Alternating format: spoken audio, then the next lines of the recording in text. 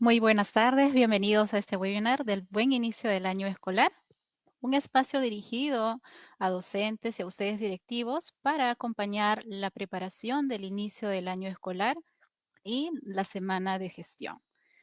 Agradecemos desde ya a todos que están conectados en esta transmisión en vivo, porque hoy vamos a conversar sobre los lineamientos para la implementación de los protocolos actualizados de la atención de la violencia escolar.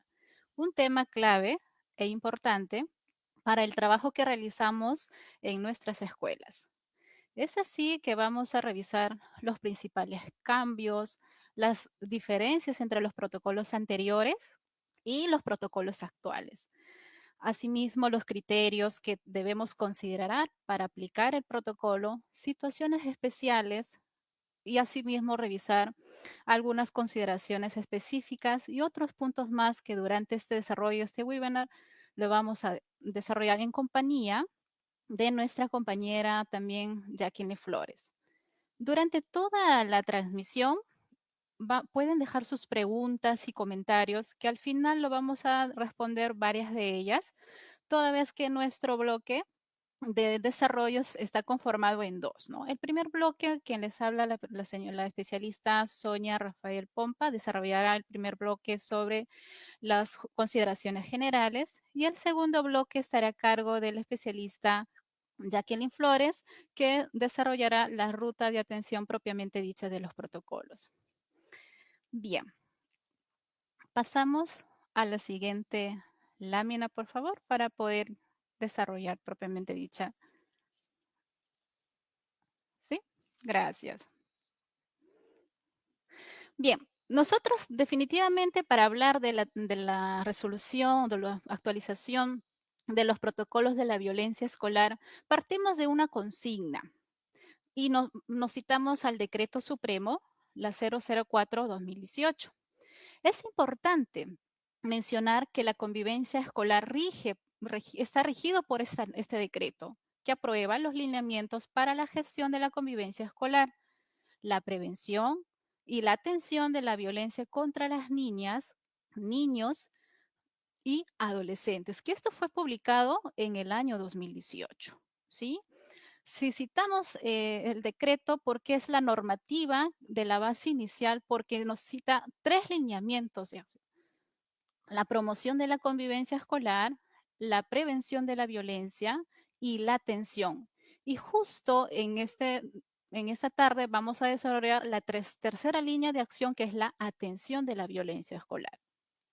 El anexo 3 de este decreto supremo se realizó una primera actualización el año 2020 con la resolución ministerial número 274, que es en este caso el anexo 3, son los protocolos de la atención de la violencia escolar.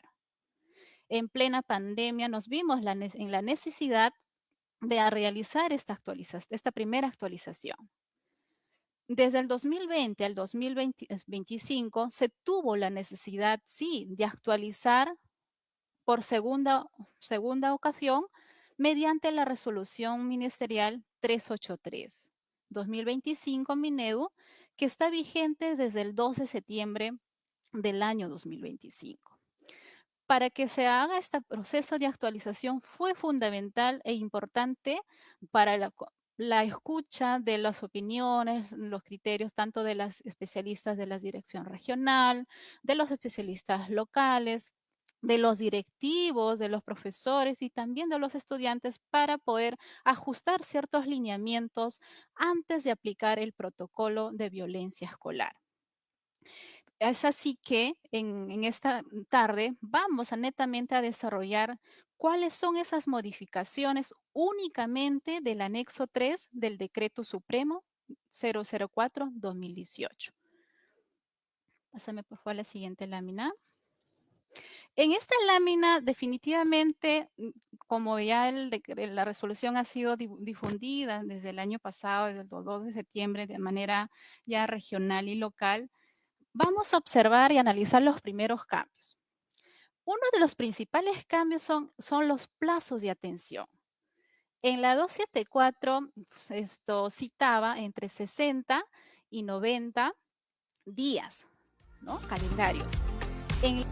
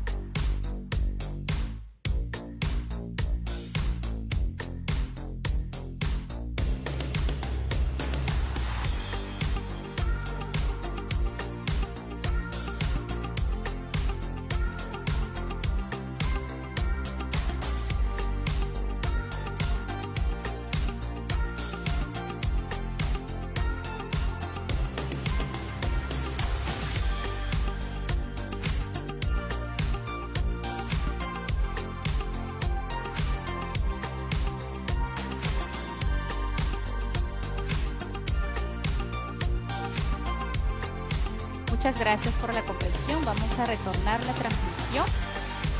Eh, Justo estábamos iniciando con la breve introducción de que en esta línea vamos a desarrollar los principales cambios de la resolución ministerial, la 383.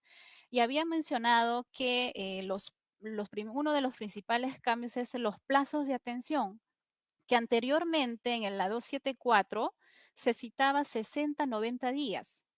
En la actual resolución 383 son 30 días hábiles y 20 días hábiles con respecto al protocolo número 3, que es el uso de armas. Asimismo, hace mención también que en el periodo vacacional no se van a realizar algunas acciones con excepcionalidad en el caso de violencia sexual por parte de un personal, que definitivamente se tendría que asegurar algunas de las acciones como la separación, la denuncia, con la finalidad de proteger al estudiante, ¿sí? Otro de los cambios principales que se cita en esta normativa son los tipos de violencia. Definitivamente hay una mejora clasificación y atención a las nuevas formas de violencia contra los estudiantes.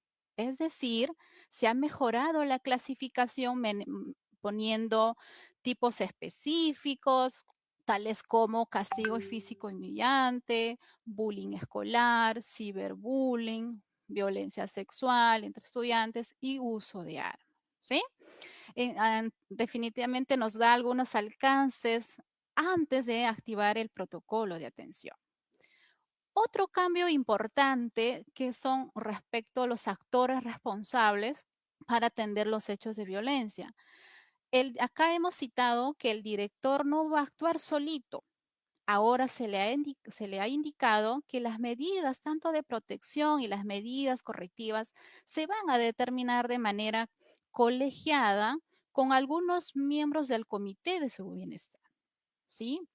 Es decir, en todo momento el director asume el liderazgo, pero va a recibir el acompañamiento colegiado con alguno de sus miembros para determinar las medidas, las estrategias durante todo el proceso de activación del protocolo de violencia escolar. Otro cambio importante que ustedes, de hecho, lo estaban revisando y en algunas sesiones colegiadas mencionan las consideraciones para la aplicación.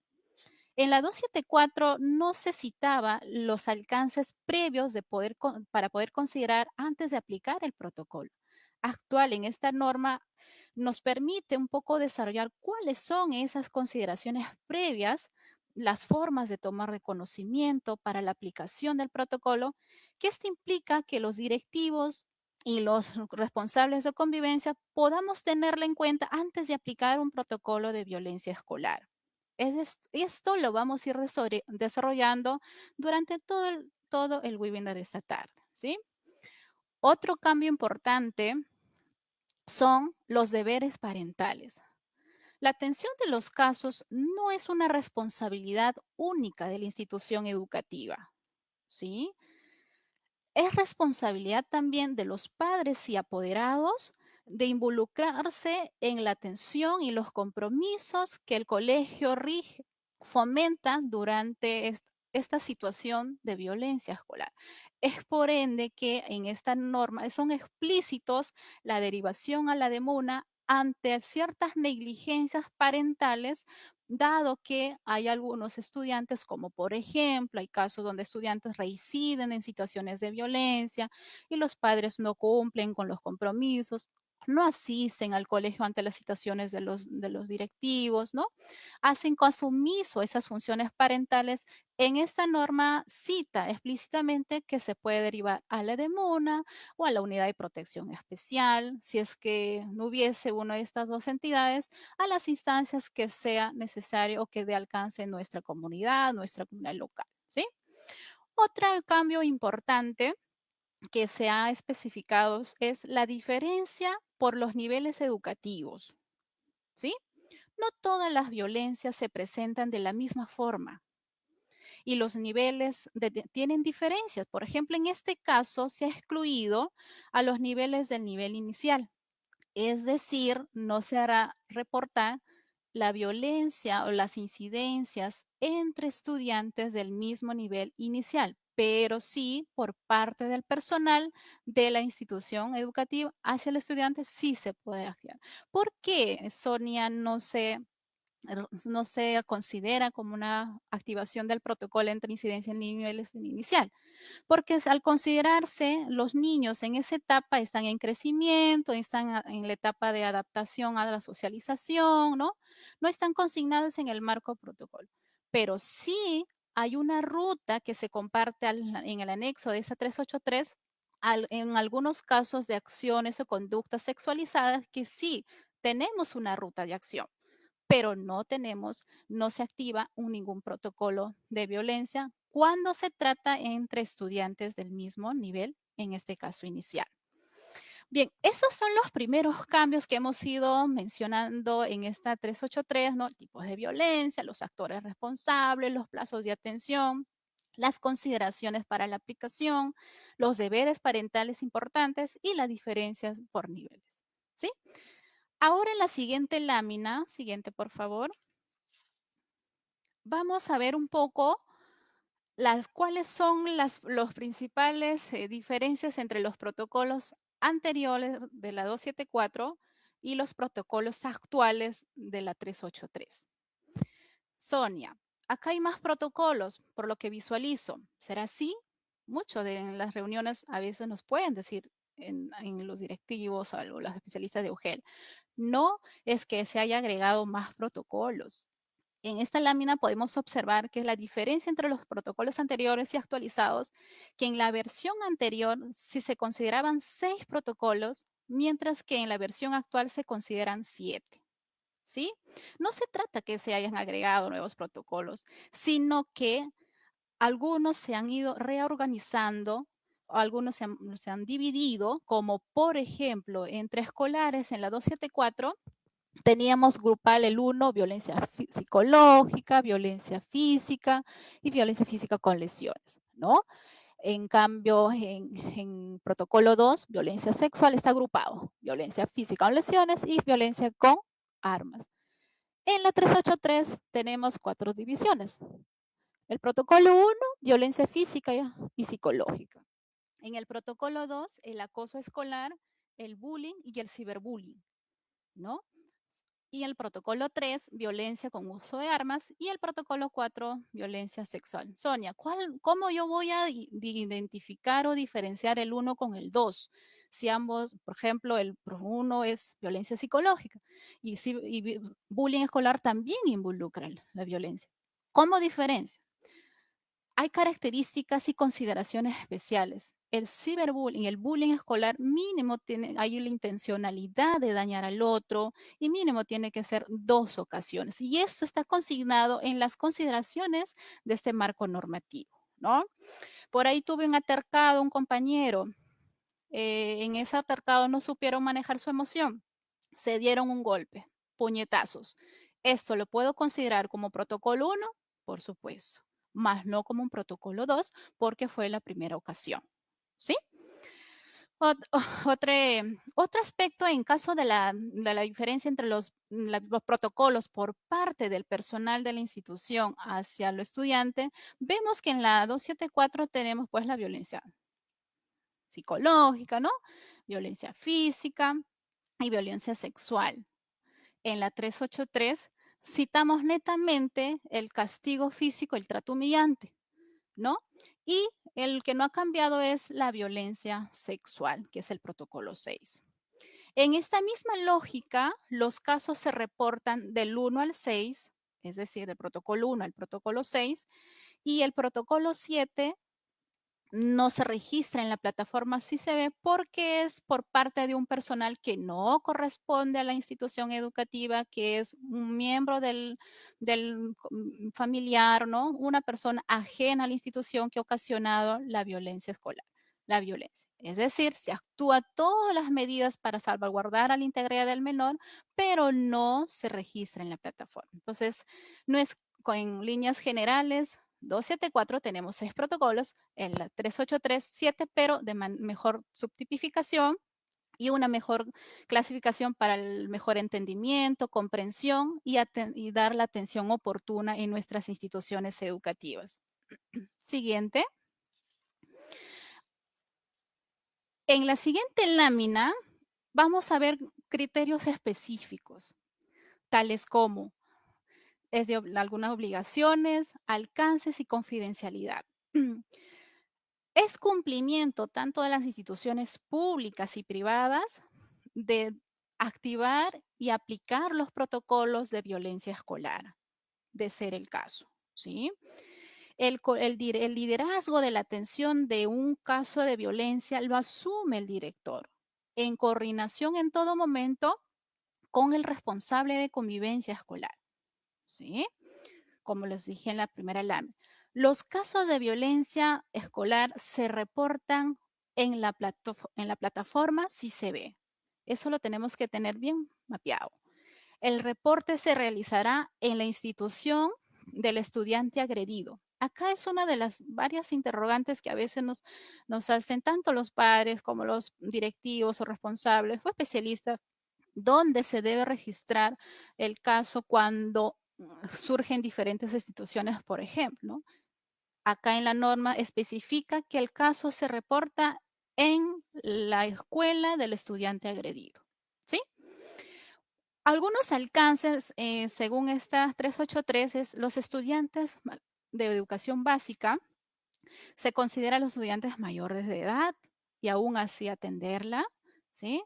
La violencia puede ser ejercida dentro y fuera de la institución. Bueno, esto sí lo citamos del Decreto Supremo, la 004/2018, ¿no? Porque siempre hay preguntas. El caso sucedió en el cumpleaños de los amiguitos de mis estudiantes. ¿Eso se reporta? Sí, se reporta. ¿No? Sucedió al momento de un paseo recreacional, los dos estudiantes tuvieron un altercado y se golpearon y terminó un hecho de violencia. ¿Lo reporta especialista? Sí, se reporta definitivamente como previa validación también en todo momento, ¿sí? Ahora, los involucrados pueden pertenecer a diferentes instituciones educativas. Sonia, mi alumno es del colegio A, ¿no? Pero en la hora de salida se encontraron con el alumno del colegio B. ¿Se registra el caso? Si es una violencia escolar, sí. ¿Dónde lo registramos?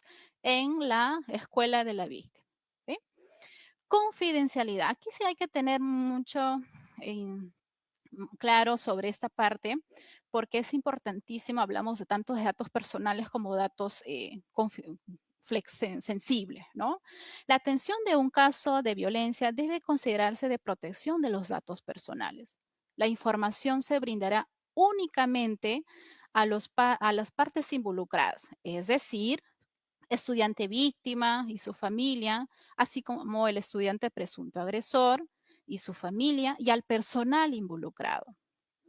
Si me piden información sobre un caso, yo tendría que anonimizar los datos personales, porque es algo que yo no puedo dar. ¿Qué es un dato personal? Todo que me sea identificable. Mi nombre, mi DNI, mi teléfono, mi dirección. Si existiera esos datos, no podría y podría tacharlo, ¿sí? Y para poder esto facilitar, si es que me solicitan dicha información. Cuando no se brinda información, ojito acá, cuando son datos sensibles ¿y qué son datos sensibles, Sonia?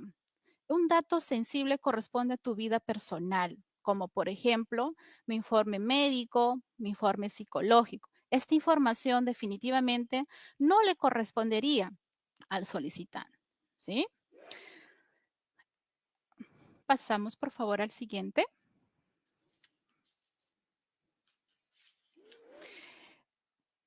Esta lámina va enlazado también relacionado a la lámina anterior. Como justo mencionamos de qué información se facilita y qué información no se facilita al solicitante, porque tanto la víctima como el presunto agresor tienen derecho a la información, pero también tienen ciertas restricciones para poder acceder a la información que solicita. Por ejemplo, en esta lámina es importante mencionar que el estudiante tiene derecho y su familia a que se informe sobre los protocolos y los procedimientos establecidos que se seguirán. Sí, tienen que ser informados de qué se trata tanto la víctima como el presunto que generó la agresión. El estudiante tiene derecho a que sus padres participen en el proceso de atención desde el inicio, desarrollo y seguimiento del caso, por supuesto.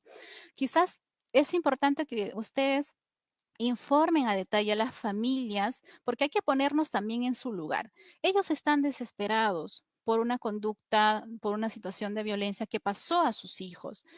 Y la desesperación nos crece en preocupación y genera que podamos estar preguntando a los directores, al tutor, al responsable. Entonces tenemos que informar claro y hacer partícipe durante todo el proceso y no solo citar al padre de familia para recepcionar el caso y luego para cerrar el caso. Quizás todo lo que ustedes han desarrollado durante el proceso de atención, ¿no? Quedaría sin difusión o sin información al padre. Y eso puede generar malestar y dificultades, ¿no? Y es por eso que aquí hay que resaltar bien que hay que informar lo que se hace, las medidas, las acciones, los compromisos, para que de esta forma haya resultados a mediano plazo. Tienen derecho también a saber que sus datos van a ser protegidos y van a haber confidencialidad en la atención de sus casos. Evitar estas reuniones de padres que tenemos a veces y decimos, ¿no? Tal alumno ha sufrido violencia escolar o tal alumno generó violencia escolar y no cumplen los compromisos, ¿no? Es más, ya es reincidente. Entonces, en toda una reunión que le citaron, por ejemplo, de repente para ver temas del aula, como el CONEI, y le sacan el tema de esto. Entonces, hay que tener cuidado con eso, por eso que el niño tiene derecho a ser protegido, que sus datos van a ser confidenciales. Y el personal de la institución tiene derecho a ser informado, también tiene derecho a ser informado, por supuesto, porque tiene que saber el contenido del caso, tiene derecho a saber de las acciones administrativas que se dispongan en el marco de los protocolos establecidos y tiene derecho a solicitar copia de los documentos siempre que no tenga información sensible, como les expliqué en la lámina anterior. Es decir, el informe médico, el informe psicológico, todos los datos que se da a las partes involucradas, es cubriendo los datos personales y evitando documentos de los datos sensibles. ¿Cómo lo cubro, Sonia? Le tacho. ¿sí? Los datos personales que no le corresponden. Bien, en la siguiente lámina, pásame por favor, ¿sería posible? ¿Cómo toman conocimiento las escuelas sobre los casos de violencia escolar? Antes se creía, y hasta ahora a veces se piensa que la única forma de tomar conocimiento de un caso de violencia es mediante la plataforma sí se ve, ¿sí? Pero no necesariamente. Tenemos tres formas: verbal, mediante el estudiante, institucional. Si es verbal, por parte de los padres de familia o parte de los apoderados, es importante que el director levante el acta para precisar la información antes de aplicar el protocolo. No puede quedar verbal un caso tomamos conocimiento, tenemos que validar con nuestro equipo colegiado, como les dije en la anterior lámina, para poder recién aplicar, ¿sí? Si es escrita, supongamos que el padre de familia te presenta un documento por mesa de partes. Entonces, esto es suficiente, a no ser que la información que nos consigna en el documento no esté claro, que consideres que necesitas validar información, ¿no? O que consideres que el caso no está tan explícito a un caso de violencia escolar, ahí sí lo puedes contactarte con el padre o apoderado para firmar el acta. Pero si me pregunta Sonia, ¿es suficiente el documento presentado por mesa parte? Mi respuesta sería sí. Si el estudiante mismo agredido o sus propios compañeros van, porque normalmente nos visitan a los directivos y a los responsables, ¿no? O a los psicólogos, si en caso tuviese la institución, nos dice, ¿no? Estoy pasando por un hecho de violencia escolar. ¿Qué pasa ahí? ¿Qué es lo que tiene que hacer el director con su responsable? Tomar el caso, pero inmediatamente comunicar a los padres y apoderados de la víctima, ¿sí? En la tercera forma institucional, otra de las formas es mediante el portal CICB. Como una forma institucional, el portal CICB es una plataforma pública, abierta a la ciudadanía, donde cualquier persona puede reportar. En tal sentido, se requiere sí o sí que este reportado sea validado con el estudiante víctima y con su familia. Porque ahorita yo puedo reportar un caso, ingreso a la plataforma, creo mi usuario, reporto, ¿sí? Lo puedo hacer porque es libre, pero no solo con el reporte implica la activación del protocolo. Necesitaría una previa validación con el equipo de bienestar, que es liderado por el director, que justo vimos anteriormente. Porque supongamos, ¿no? ¿Qué quiere decir? Citamos al estudiante y a su familia y le decimos, tienes un reporte. Este reporte indica que tú has sido víctima de violencia de tales formas, de tal momento, en tal fecha, ¿no? ¿Esto es así? El estudiante tendría que decir que sí. Pero ¿qué pasa si el estudiante dice que no? Y también su familia. ¿Activaríamos el protocolo? No, porque supongamos en un protocolo 6 que implica separación y denuncia al docente, no podríamos activar el protocolo porque no hay una previa validación de la víctima y su familia. Con tan solo el reporte no se podría, ¿sí? La otra forma también es cuando las UGLs y la dirección regional comunica a nosotros, a los directivos, sobre la situación de violencia escolar en nuestra institución. Y si algún personal del colegio también como testigo informa, definitivamente nosotros tenemos que primero validar. ¿Sí? Vamos con el tiempo. Siguiente, lámina, por favor. Situaciones especiales. Aquí sí es importante tomarla en cuenta. ¿Qué pasa, Sonia, si el director es el presunto agresor de violencia escolar? ¿Qué hace? Definitivamente el director no puede ser juez ni parte. ¿Quién asume, quién lidera la atención? Es el especialista de convivencia escolar, ¿sí? En todo momento en coordinación con el responsable de convivencia de la escuela. Otro riesgo, otra situación específica, el riesgo de desprotección o desprotección familiar. Sí, ¿qué pasa con los estudiantes que reinciden de manera constante en situaciones de violencia, donde los padres no se presentan y no cumplen con los acuerdos? Podemos derivar a la demanda porque pueden presentar situaciones de desprotección o tal vez situaciones de riesgo. Por eso que en esta 383 es explícita este ápice es para poder proteger y salvaguardar la integridad del estudiante, ¿sí? Y si es que no hay DEMUNA, UPE, en ausencia de estas, podemos comunicar a la Fiscalía o Juzgado de Familia. Tercera situación especial, atención durante el periodo vacacional. De hecho, que en la 274 no estaba explícito. Definitivamente, Sonia, no vamos a poder desarrollar algunas acciones porque no tengo estudiantes, porque no tengo profesores y la acción tutorial, tanto individual como grupal, requiero de los alumnos y requiero de los docentes, ¿sí? Pero con excepcionalidad, como les dije anteriormente, con el tema de violencia sexual, sí o sí, por parte de un personal, hay algunas tareas que se tiene que enfocar. Bien, estas son las 3 situaciones especiales que puedo compartir en relación al proceso de atención. Siguiente lámina.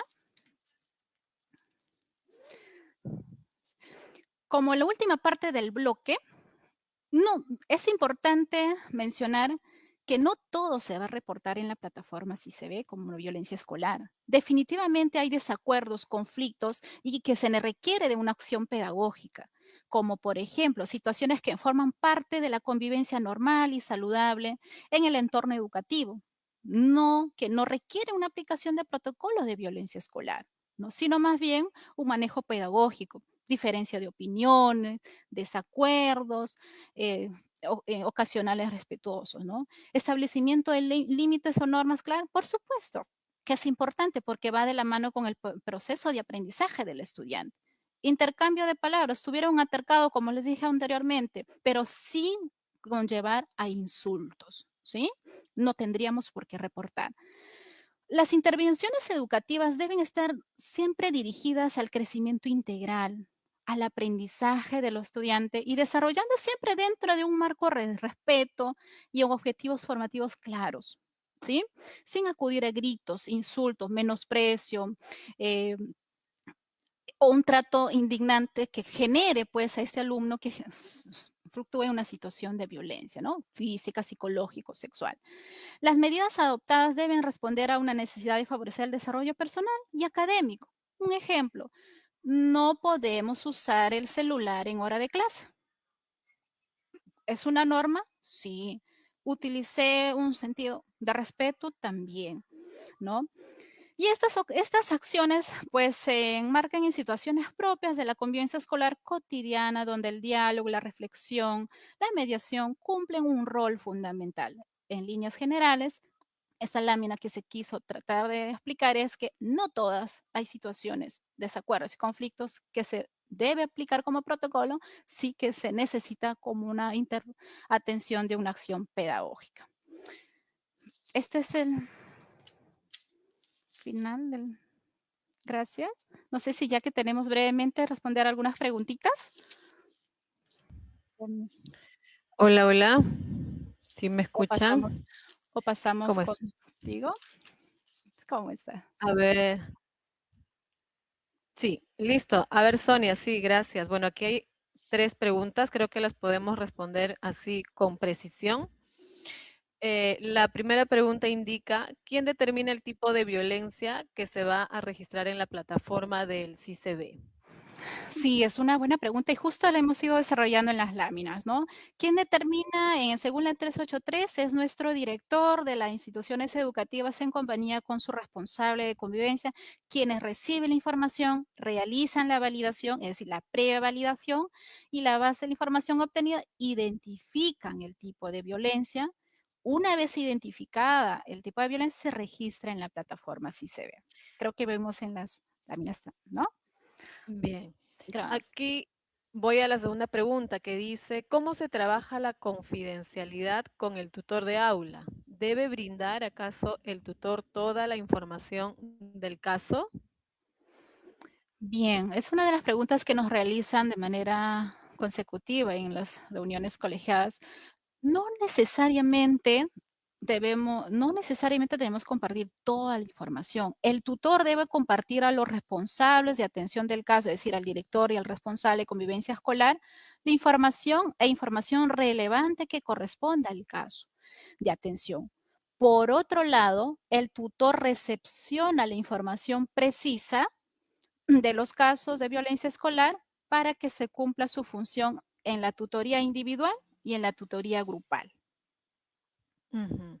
Bien. Y finalmente, ¿quién o quiénes deberán atender los casos reportados en donde el director es el presunto agresor? Creo que ya lo dijiste, pero para puntualizar ello. No, sí, es también una pregunta que nos llega mucho a nuestras instancias. De hecho, que la UGEL, a través del especialista de convivencia escolar, lidera la atención de estos casos, todo en coordinación con el responsable de convivencia escolar de las escuelas. ¿Sí? Muy bien, gracias Sonia. Y vamos a pasar Gracias al a bloque ti. 2. Sonia ya ha indicado que bueno, con esta nueva resolución tenemos 6 protocolos, ya no 5, como en la 274.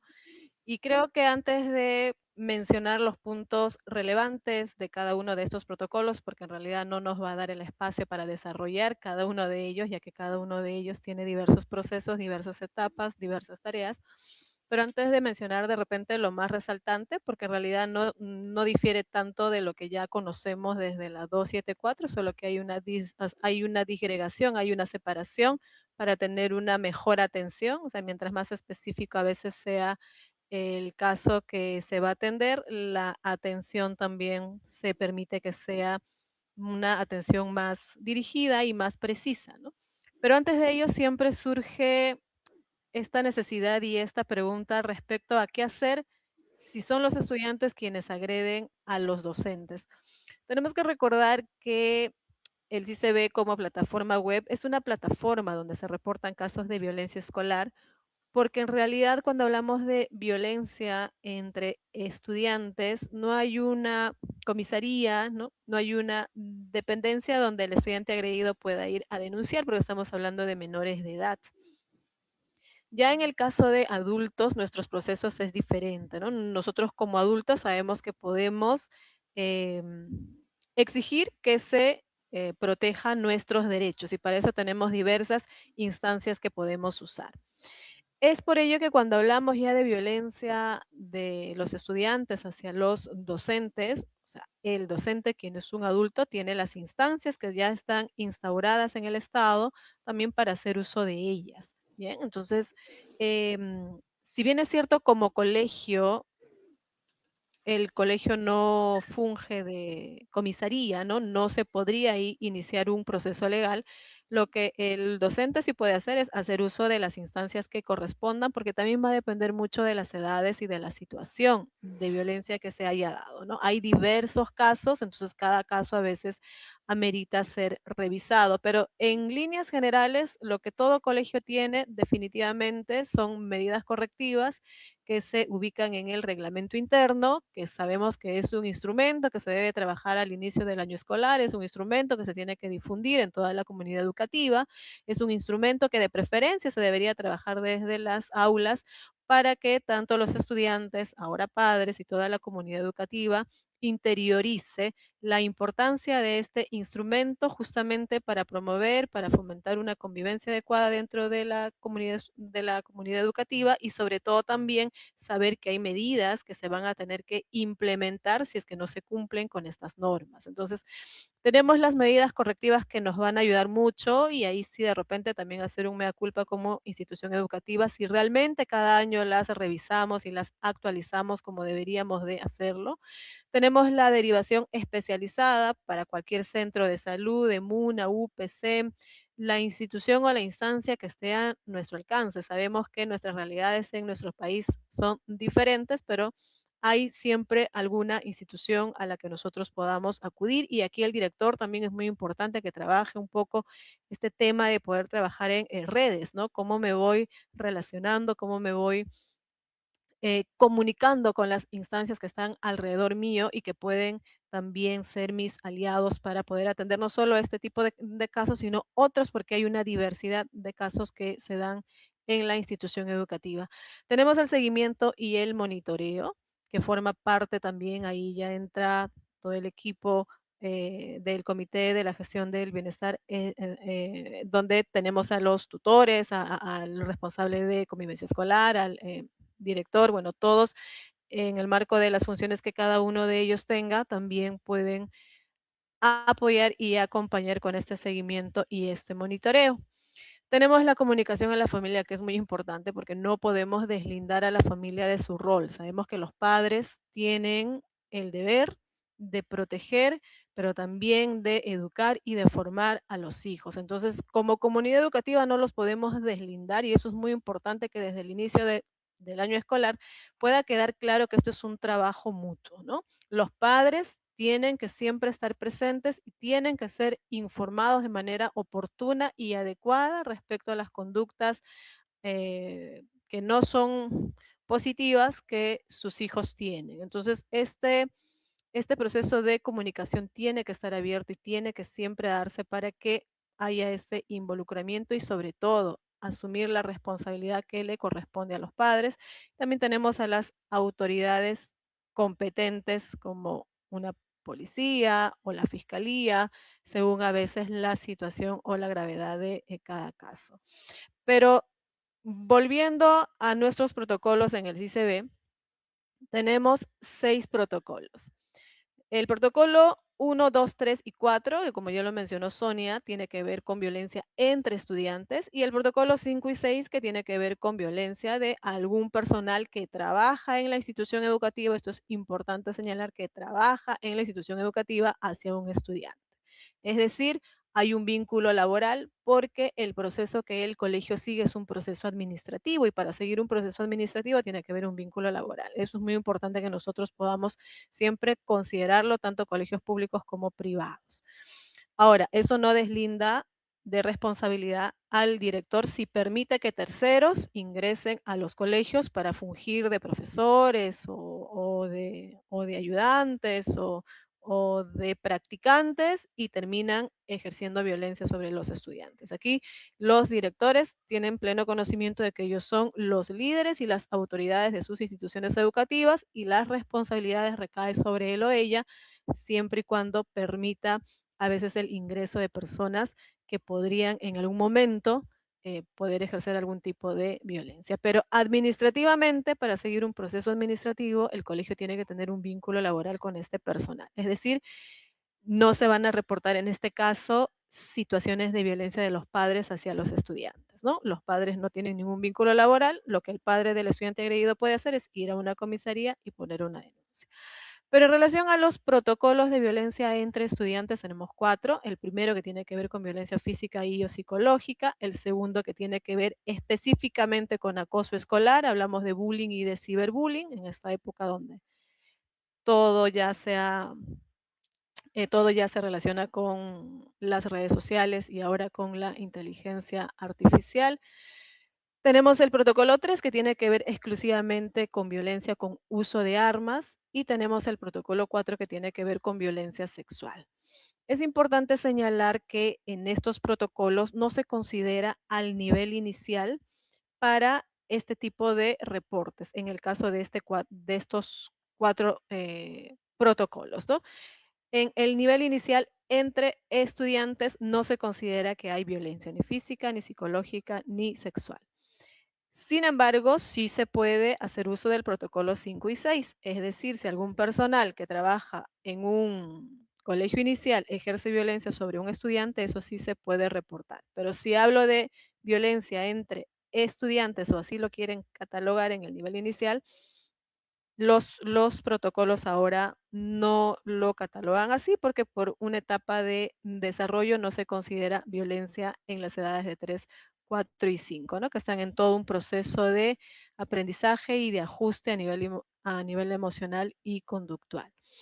Eh, es así que dentro de violencia física y o psicológica, todos estos casos son atendidos, es el director, como ya lo mencionó Sonia, quien lidera todos estos procesos, con el responsable de convivencia escolar, el comité de gestión de bienestar de los estudiantes se va a reunir revisará cada caso y seguirá lo que está establecido en el protocolo. Hay una serie de tareas, desde la atención hasta el seguimiento, hasta el proceso de cierre que tiene que atender. Ahora ya los tiempos son más breves, como ya lo mencionó Sonia también.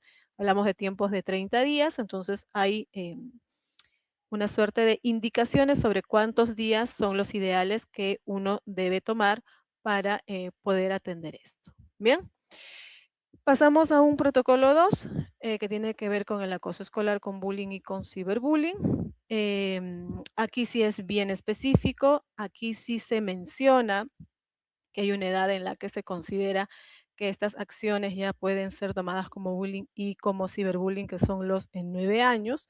En este caso, hay que considerar eso, por eso yo sí les pediría que revisen mucho a detalle estos protocolos, están muy, muy específicos. Igual, ¿no? Solo esa consideración en las edades para registrar como violencia escolar usando esta tipología de bullying o de ciberbullying. Como protocolo 3 tenemos a la violencia con el uso de armas. En este caso se activa cuando el estudiante ha hecho uso, ¿no?, de alguna arma, ya sea de fuego o arma blanca, ya sea para coaccionar, amenazar, para agredir, es decir, para poder ejercer cualquier violencia en contra de otro estudiante. Y hay una ruta también de atención, porque ahí sí definitivamente se involucra a la policía, ¿no? Ahí hay que informar y hay que atender el caso de manera inmediata. Entonces, sí es importante que nosotros podamos tener siempre los protocolos a la mano para que cuando se active alguno de estos tipos de protocolos, inmediatamente yo sepa qué acciones debo seguir. En el caso de violencia sexual, bien, se aplica cuando los 2 estudiantes, obviamente, están involucrados en una situación de violencia sexual, ¿no? Podemos hablar aquí de tocamientos, podemos hablar de cualquier situación que tenga que ver con violencia sexual, entre los estudiantes, ¿bien? Volvemos a repetir, en el nivel inicial no se considera ninguno de estos tipos de violencia.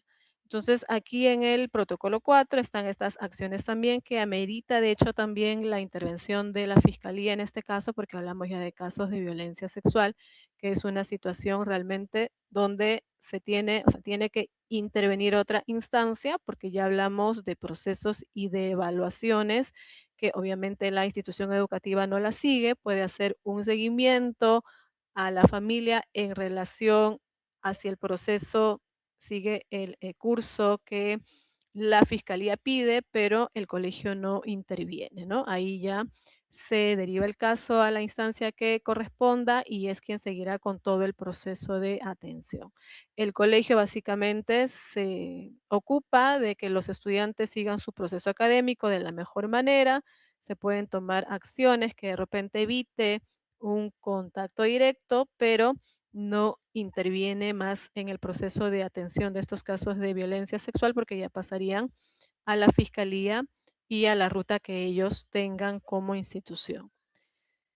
Y finalmente tenemos los 2 últimos, que tiene que ver con violencia de un personal hacia los estudiantes. Aquí sí hablamos del protocolo 5, que tiene que ver con castigo físico y trato humillante, y con el protocolo 6, que tiene que ver con violencia sexual.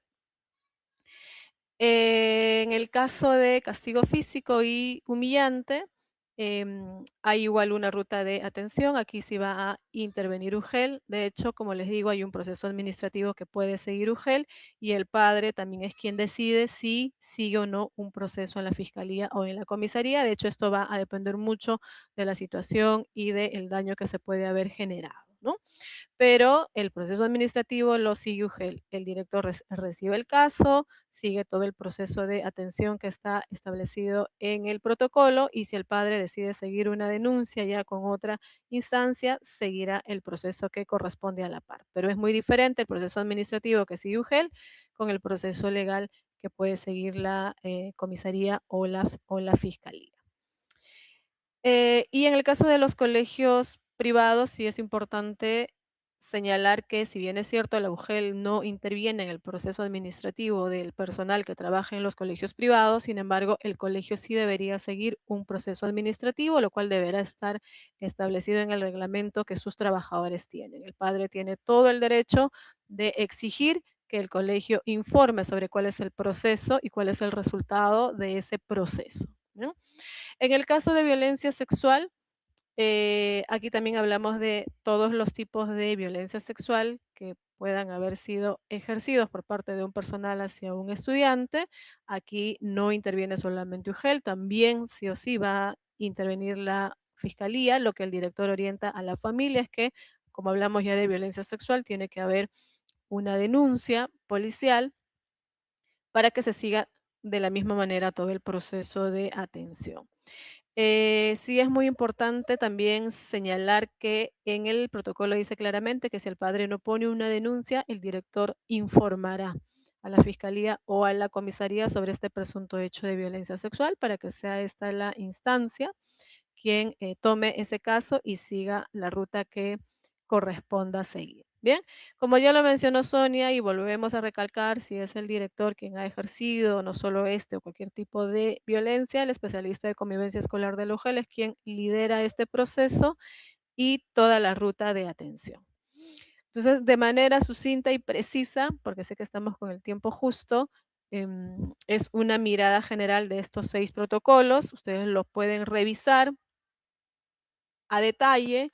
Si tienen dudas, consultas en el camino o en el proceso de atención, también tienen a la línea del CICB para que puedan llamar y puedan recibir toda la orientación que necesiten respecto a las dudas que puedan tener y de esa manera que estos protocolos puedan ser usados de la manera más eficiente posible y que ustedes puedan también sacarle todo el beneficio a la implementación de estos protocolos en su institución educativa. El CICEB es una plataforma web que busca en realidad ser ese canal, ese medio de padre hacia la institución educativa o de agredido hacia la institución educativa para que se atienda el caso, ¿no? Y no hace nada más que resumir o albergar todos los procesos que se debe seguir desde la institución educativa para poder atender este tipo de casos. Bien, entonces, gracias. Creo que eso ha sido lo preciso y lo más relevante. Y Sonia, no sé si hay por ahí algún par de preguntas para con ellas poder ya estar cerrando este bloque. Sí, Jackie, gracias. Justo tenemos unas preguntas que quisiera compartir con el público. Dice, ¿por qué como director puedo evitar el uso de los protocolos en la atención de alguna situación de violencia escolar? Nos comenta una de las preguntas. ¿Podemos evitar el uso? No, de hecho que no. Son protocolos que, como sabemos todos en el sector educativo, todo se maneja mediante normas. Hay una resolución ministerial y el protocolo tiene que ser usado, que ya viene indicado por el decreto supremo que ya lo mencionaste, que viene indicado por la ley también Ujú. que tiene que ver contra el bullying. Así que hay que aplicarlo sí o sí. Que- Esta segunda pregunta creo que revisamos al inicio. ¿Qué podemos hacer en caso de que un estudiante reincida en situaciones de violencia? Con eso finalizamos.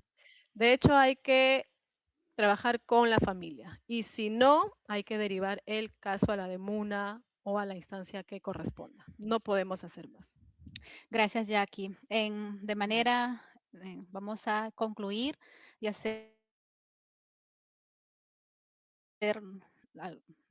para poder ya finalizar con esta transmisión en vivo. Entonces concluimos que es necesario y relevante la atención de los casos de violencia escolar, aplicando la ruta de atención detallada en los protocolos de atención según la resolución actual, que es la 383-2025 Minedu. En este proceso de atención es necesaria e importante la participación del director y el responsable de convivencia escolar de la institución educativa, así como de los padres de familia y los apoderados. Gracias por acompañarnos. Esperamos que este espacio les sirva como un insumo para su semana de gestión y para preparar el inicio del año escolar. Les invitamos a seguir las redes del Ministerio de Educación para conocer los próximos webinars del buen inicio del año escolar. Y no se olviden también de firmar la asistencia que ha sido compartiendo desde el inicio de este webinar. Muchas gracias. Muy buenas tardes con todos. Gracias, Jackie. Gracias.